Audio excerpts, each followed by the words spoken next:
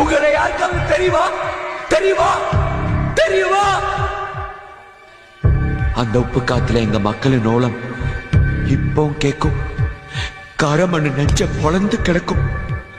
கற்பு கரைசி அகலிக்க கல்லா போன மாதிரி என் கிராமமும் பண்ணா போச்சு.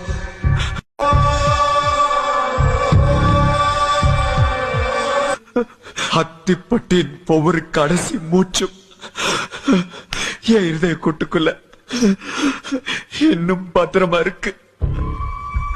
கொந்தளிக்கிற கடல் எனக்கு வெளியில இல்ல, உள்ள இருக்கு.